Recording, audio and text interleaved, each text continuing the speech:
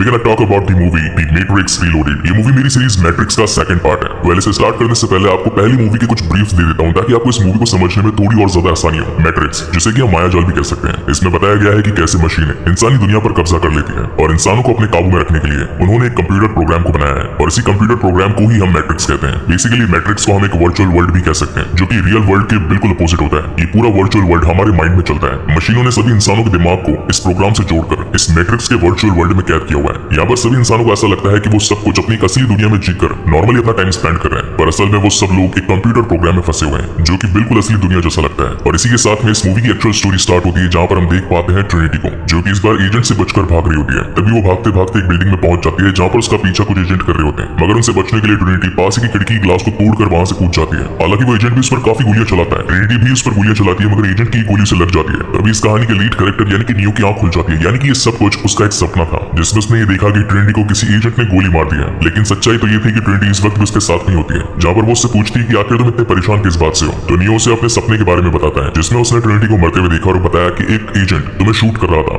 जिसके बाद में सीन शिफ्ट होता है वर्चुअल वर्ल्ड के सभी उन इंसानों पर जो कि इस वक्त जाग चुके होते हैं। इसका मतलब उनका दिमाग तो रियल वर्ल्ड में होता है और वो वर्चुअली इस दुनिया के अंदर एजेंट से बचकर अपने आप की एक मीटिंग कर रहे होते हैं। यहाँ पर बेसिकली उनका प्लान था कि वो किस तरीके से मशीनों से बचकर अपनी रियल वर्ल्ड के अंदर इंसानों को बचा पाए और उन्हें एक नई जिंदगी दे पाए। जहाँ पर मॉर्फेस उन सभी को बताता है कि मशीनों ने जायन सिटी पर हमला करने का एक बहुत ही बड़ा प्लान रेडी कर लिया है। जायन शहर बेसिकली एक ऐसा शहर है जहाँ पर मशीनों से बचकर कुछ इंसानों ने जमीन के नीचे अपने आप को छुपा लिया है। हालांकि इनकी यहाँ पर ये प्लानिंग चली रही होती है और तभी हम देख पाते हैं कि उस वक्त वहाँ पर कुछ एजेंट्स पहुंच जाते हैं। यहाँ पर मैं आपको इन एजेंट्स का भी थोड़ा सा ब्रीफ दे देता हूँ। बेसिकली वर्चुअल वर्ल्ड के अंदर इंसान जो कि यहाँ पर रह रहे हैं, ये हमेशा सारे रूल्स को फॉलो करते हैं, जैसे कि ग्रेविटी का रूल, मोशन का रूल, अट्रैक्शन का रूल और रिएक्शन का रूल। मगर जो इन सबको तोड़ पाता है वो इन रूल्स के खिलाफ ऐसे काफी सारे काम कर सकता है जो कि इंसान नहीं कर सकते, और ऐसी ही कुछ पावर्स इन एजेंट्स के पास में होती है। मगर अब इस दुनिया के अंदर आ चुका था इनके सामने नियो, जो कि था महान शक्तिमान, और इसके पास में भी उन लॉस के खिलाफ ताकत थी, जहाँ पर अब इनके बीच में घमासान युद्ध सा हो जाता है। लेकिन अब जैसा कि नियो के पास में इनसे कुछ ज्यादा पावर्स होती है, इसलिए उन सभी को पेल पाल के हवा में उड़कर वहां से निकल जाता है। जिसके बाद में सीन शिफ्ट होता है रियल वर्ल्ड में, जहाँ पर ये दोनों ही अपनी अपनी बॉडीज से फिर से रिकनेक्ट हो जाते हैं। मायाजाल यानी कि वर्चुअल वर्ल्ड से बाहर निकलने के बाद में ये सभी अपना रुख जायन सिटी की ओर मोड़ लेते हैं। जायन सिटी में पहुंचने के बाद वहाँ के लोग इन्हें देखकर काफी खुश होते हैं, क्योंकि उन्हें ये लग रहा था कि नियो आ चुका है, जो कि हम सभी का मसीहा है। मॉर्फियस वहाँ पर उनके कमांडर से भी मिलता है। कमांडर मॉर्फियस को बताते हैं कि आज रात हमने एक जलसा भी रखा है, जिसे सुनकर मॉर्फियस कमांडर से कहता है कि आज रात होने वाले जलसे में हमें सभी लोगों को ये बताना होगा कि मशीनों की सेना इस जायन सिटी पर हमला करने वाली है और हम सभी को उनसे लड़ने के लिए तैयार रहना होगा। कमांडर कहता है कि हम ऐसा नहीं कर सकते, क्योंकि इनमें तो काफी सारी औरतें और बच्चे भी हैं, एक जंग लड़ने के लिए वो काफी नहीं होंगे, और अगर हमने जंग की बात उनके सामने कर भी दी तो उन लोगों के मन में डर बैठ जाएगा। लेकिन मॉर्फियस कहता है कि अगर हमने उनसे सच्चाई छिपाई तो हो सकता है कि आने वाले टाइम में हम में से कोई भी ना बचे। जिसके बाद में सीन शिफ्ट होता है उसी जलसे में, जहाँ पर जायन सिटी के सभी लोग जो इस वक्त जमीन के काफी नीचे उन मशीनों से छिपकर जी रहे होते हैं, ये सभी एक ही जगह पर एक छत के नीचे इकट्ठा हो जाते हैं, जहाँ पर मॉर्फियस आकर उन्हें सच्चाई बताता है कि यहाँ हमारी जायन सिटी में जल्दी ही मशीनें हमला करने वाली है, पर हमें डरना नहीं है, हम सभी को मिलकर उनका सामना करना होगा। जिसे सुनकर काफी लोग उसकी बात का समर्थन करते हैं, जोरदार नारे लगाते हैं। जहाँ एक तरफ तो ये सभी लोग हर्षोल्लास से अपने इस जलसे को मना रहे होते हैं, वहीं दूसरी तरफ ट्रिनिटी और नियो के बीच की दूरियां कम हो जाती है। इन दोनों के ही बीच में फिजिकल अटैचमेंट हो जाता है। जिसके बाद में सीन शिफ्ट होता है नेक्स्ट डे, और वर्चुअल वर्ल्ड के अंदर मॉर्फियस के कुछ साथी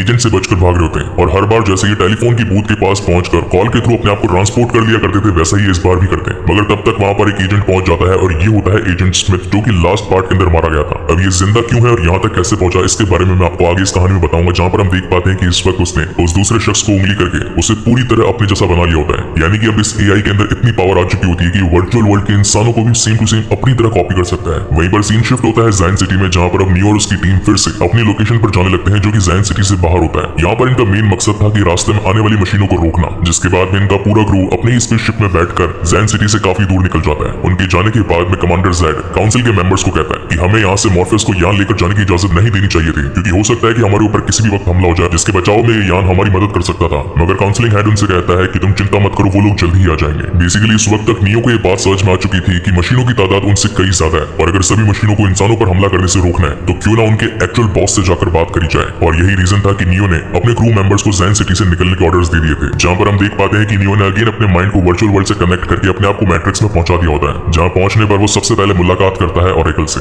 जैसा कि हम जानते हैं कि मैट्रिक्स वर्ल्ड के अंदर ऑरेकल हमेशा से ही नियो की मदद करते आ रही होती है। नियो ऑरेकल से पूछता है कि क्या आप भी एक प्रोग्राम है मायाजाल का, मैं आप पर कैसे विश्वास करूं कि आप हमारी मदद ही कर रही हैं, क्योंकि आप ही की तरह कुछ प्रोग्राम्स ने हमें खत्म करने के बारे में सोचा और साथ ही हम पर हमला भी किया। हो सकता है कि आप भी मशीनों के लिए काम कर रही हो, क्योंकि आपको भी तो उन मशीनों ने ही तो बनाया है। तो ऑरेकल उसके रिप्लाई में कहती है कि मैं सिर्फ वही काम कर रही हूँ जिसके लिए मुझे बनाया गया है, ये फैसला तुम्हारा है कि तुम मुझ पर विश्वास करना चाहते हो या नहीं। जिसके बाद में ऑरेकल उसे एक बात और कहती है कि जिस वक्त तुम्हारे सफर का अंत होगा तब तुम इस मैट्रिक्स वर्ल्ड वर्ल्ड के रचयिता से मिलोगे जिसने इस पूरे मायाजाल यानी कि मैट्रिक्स वर्ल्ड को बनाया है। वहीं पर तुम्हें तुम्हारे सारे सवालों के जवाब मिलेंगे। ऑरेकल वहां से जाने लगती है मगर तभी नियो से कहता है कि मैंने एक सपना देखा था जिसमें मैंने ट्रिनिटी को गोली लगते हुए देखा और वो जमीन पर गिरकर मारी गई थी। तो ऑरेकल उससे कहती है कि क्या तुमने उसकी लाश देखी? तो नियो कहता है कि हर वक्त उस हादसे के बाद में मेरी आंख खुल जाया करती थी। जिसके रिप्लाई में ऑरेकल कहती है कि अब तुम्हारे पास में फ्यूचर में होने वाली घटनाओं को देखने की शक्ति आ चुकी है। इसका मतलब ये है कि अब आगे तुम्हें बिल्कुल सही फैसले लेने होंगे। अगर तुमने ऐसा नहीं किया तो पूरी जैन सिटी खत्म हो जाएगी। अगर तुम सभी लोगों को बचाना चाहते हो तो तुम्हें मुख्य कंप्यूटर तक पहुंचना होगा और वहां जाकर रचयिता से मिलना होगा। वहीं पर तुम्हारे सफर का अंत होगा। उसी की मदद से तुम इंसानों और मशीनों के बीच होने वाले युद्ध को रोक सकते हो। साथ ही ऑरेकल उसे ये भी बताती है कि मुख्य कंप्यूटर और रचयिता तक पहुंचने के लिए तुम्हें एक चाबी वाले की जरूरत पड़ेगी। वही तुम्हारी वहां तक पहुंचने में मदद कर पाएगा, जिसके बाद तुम्हारी मुलाकात रचयिता से होगी और फिर तुम्हें कुछ फैसले लेने होंगे। ये कहकर ऑरेकल वहां से चली जाती है, लेकिन तभी वहां पर एजेंट स्मिथ पहुंच जाता है। नियो स्मिथ को देखकर काफी हैरान हो जाता है क्योंकि उसे तो ये लग रहा था कि उसने लास्ट पार्ट के अंदर उसे बिल्कुल खत्म कर दिया है। तो एजेंट स्मिथ उसे कहता है जब आपने मेरे अंदर घुसकर मुझे मारने की कोशिश करी तो आपकी शक्तियों का कुछ अंश मेरे अंदर रह गया और उनसे मैंने अपने आप के प्रोग्राम को रीडेवलप कर लिया। मैं अब बदल चुका हूँ और अब मैं एजेंट भी नहीं रहा, मैं अब एक आजाद प्रोग्राम हो चुका हूँ। इसका मतलब ये कि ना ही मुझे कोई इंसान कंट्रोल कर सकता है और ना ही कोई मशीन। ये एआई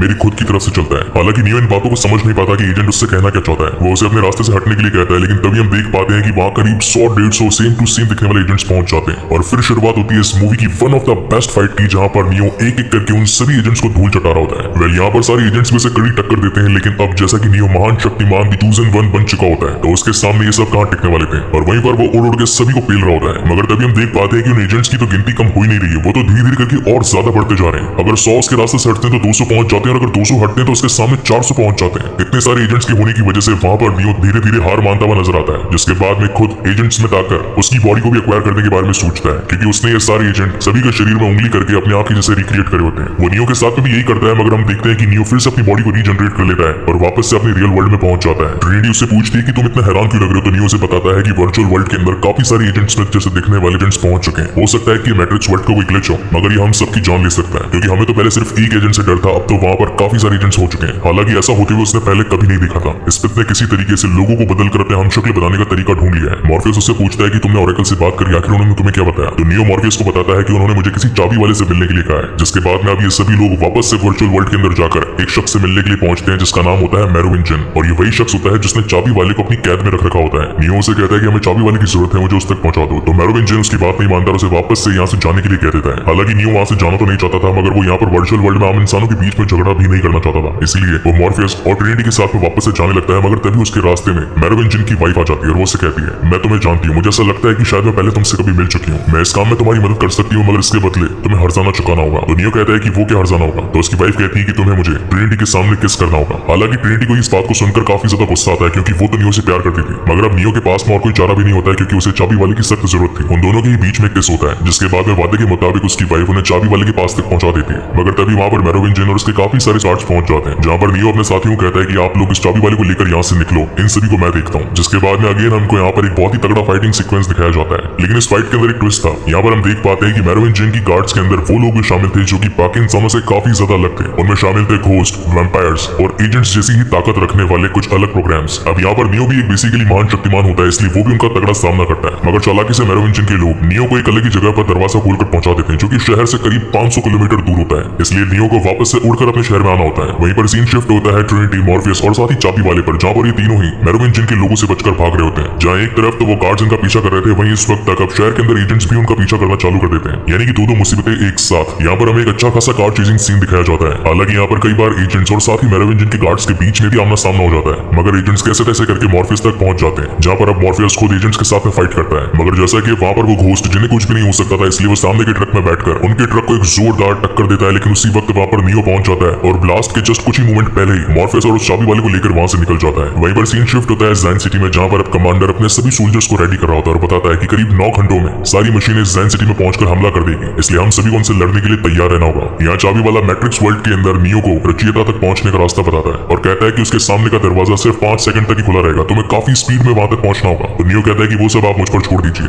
आप बस खाली उस दरवाजे की चाबी तैयार कीजिए। मगर वहां तक पहुंचना इतना आसान नहीं था क्योंकि इसी वक्त वहां पर पहुंच जाता है खुद agent Smith. Fun fact, Captain America the first Avenger के अंदर रेड स्कल के रूप में हमें जो कैरेक्टर देखने को मिले उनका नाम है ह्यूगो वेविंग, जिनका मूवी में नाम शिमिट था और यहाँ पर इस मूवी में नाम इनका नाम एजेंट स्मिथ है। वेल पता नहीं सेम नाम सेम कैरेक्टर और साथ ही सेम पर्सनैलिटी वाले रोल के मिलते हैं। Coming back to the main story, जहाँ पर नियो काफी मुश्किलों का सामना करते हुए सारे एजेंट्स को पछाड़कर मुख्य कंप्यूटर तक पहुंचने की कोशिश करता है, मगर इसी बीच चाबी वाला अपनी जान गंवा देता है। लेकिन बढ़ने से पहले वो मेन कंप्यूटर रूम की चाबी उसे दी डालता है, जहाँ पर उस बिल्डिंग में ब्लास्ट होने से कुछ ही सेकंड पहले नियो अपनी फुल स्पीड में मेन कंप्यूटर रूम तक पहुंच जाता है, जहां पर उसकी मुलाकात इस मैट्रिक्स के रचयिता से होती है, जिसे कि हम क्रिएटर भी कह सकते हैं। ये वही शख्स होता है जिसने इस पूरे मैट्रिक्स को बनाया है, यानी कि यहाँ की बिल्डिंगे, यहाँ के रूल्स, यहाँ के सभी इंसान, बच्चे, स्कूल, कॉलेज और साथ ही आम लोगों की आम जिंदगी, ये सब कुछ रचयिता का ही खेल था। यहाँ पर बेसिकली क्रिएटर मशीनों के लिए काम कर रहा होता है, क्योंकि मशीनें तो तभी जिंदा रहेंगी ना जब इंसानों के मस्तिष्क यानी कि माइंड की तरंगे उन्हें ऊर्जा देती रहेंगी। नियो उससे पूछता है कि आखिर तुमने मुझे यहाँ तक क्यों बुलवाया? तुम जानते थे कि मैं यहाँ तक आऊंगा तुमसे मिलने के लिए, आखिर मैं हूँ कौन? तो रचयिता उसे बताता है कि तुम हमारे सिस्टम में होने वाली गड़बड़ी का एक नतीजा हो, क्योंकि हर बार जब भी मैट्रिक्स बनता है उसमें कहीं ना कहीं कुछ फॉल्ट तो हो ही जाता है, और इस पूरे सिस्टम के फॉल्ट तुम हो, क्योंकि तुमने अपने आप को रूल से फ्री कर लिया है। तुम वो सारे काम कर सकते हो जो कि यहाँ के आम लोग नहीं कर सकते। तुम हमारी छठवीं गलती हो, यानी कि अभी तक ये 6th नियो था जो कि क्रिएटर से मिलने आया था, यानी कि इसके पहले 5 बार मैट्रिक्स को बनाकर खत्म किया जा चुका था। इन बातों को सुनकर तो नियो भी हैरान हो जाता है कि वो पहला नहीं है जो रचयिता तक पहुंचा है, उसके पहले भी 5 महान शक्तिमान रचयिता से मिलने आ चुके हैं। हालांकि नियो इन बातों को समझ नहीं पाता। तब रचयिता नियो से कहता है कि हर वक्त महान शक्तिमान को मुझ तक पहुंचने में काफी मुश्किलें आती है, और मिलने के बाद उन्हें एक फैसला करना होता है, और वही फैसले की घड़ी आज तुम्हारे सामने भी है। एक्चुअल में रचयिता नियो से ये कहना चाहता है कि हर वक्त जब हम एक मायाजाल को बनाते हैं तो वो कुछ टाइम पीरियड के लिए सही चलता है, और जब इसमें तुम्हारे जैसे ग्लिच आ जाते हैं तो उसका लास्ट पॉइंट मुझ तक ही आकर खत्म होता है। और सेम टू सेम इस बार भी होने वाला है। ये पूरी दुनिया, ये पूरा वर्चुअल वर्ल्ड खत्म होने वाला है। इसके बाद में एक और नई वर्चुअल वर्ल्ड की रचना होगी, मगर उसकी शुरुआत से पहले तुम्हें कुछ फैसले करने हैं। तुम्हें उन दोनों चीजों में से कोई एक चीज को चुनना है। पहली तो है ट्रिनिटी, जिसे कि तुमसे प्यार है। वही दूसरी तरफ मैं तुम्हें दूंगा 23 लोग, जिसके अंदर से 16 औरतें और 7 आदमी होंगे, जिनके साथ में तुम एक और नई दुनिया बना सकते हो। अब ये तुम्हें चूज करना है कि तुम इन दोनों में से क्या चूज करते हो। हालांकि पिछले 5 बार से हर वक्त यही होता आया था, मगर इस बार नियो अपना डिसीजन चेंज कर देता है, और वो कहता है कि मुझे किसी को भी नहीं बचाना, मेरे लिए सिर्फ और सिर्फ ट्रिनिटी ही सबसे ऊपर है। जहाँ पर हम देख पाते हैं कि एक बहुत ही बड़ा ब्लास्ट होने वाला होता है, ये पूरा मेन कंप्यूटर खत्म होने वाला होता है, जहाँ से नियो फुल स्पीड में निकलकर वहां से भाग चुका होता है। वहीं दूसरी तरफ हम ये भी देख पाते हैं कि नियो की जान को खतरे में देखकर ट्रिनिटी वहां पर उसे बचाने के लिए आई होती है, और ये वही फ्लैशबैक सीन होता है जो कि हमने इस मूवी की स्टार्टिंग में देखा होता है, जहाँ पर एक बिल्डिंग से कूद जाने के बाद में एक एजेंट ट्रिनिटी को गोली मारता है। मगर तभी हम देखते हैं कि वहां पर तो नियो आकर सबसे पहले ट्रिनिटी की जान बचा लेता है, और जो जमीन पर गिरता है वो और कोई नहीं बल्कि एजेंट होता है, जो कि कार पर गिरकर मारा जाता है। उस जगह से निकलने के बाद में दोनों एक छत के किनारे पर बैठे होते हैं, लेकिन तभी नियो देख पाता है कि इस वक्त तक ट्रिनिटी जान से मर चुकी है। उसके दिल ने धड़कना बंद कर दिया होता है, मगर नियो जानता था कि वो महान शक्तिमान है और उसके पास में इस पूरे वर्चुअल वर्ल्ड की पूरी गेम को बदल देने की शक्ति है। इसलिए वो अपनी पावर से उसके शरीर में हाथ डालकर उसके दिल को फिर से धड़का देता है, और वहीं से ट्रिनिटी फिर से जिंदा हो जाती है, जिसके बाद में ये दोनों ही अपने रियल वर्ल्ड में वापस आ जाते हैं। यहाँ पर नियो मॉर्फियस को बताता है कि जल्दी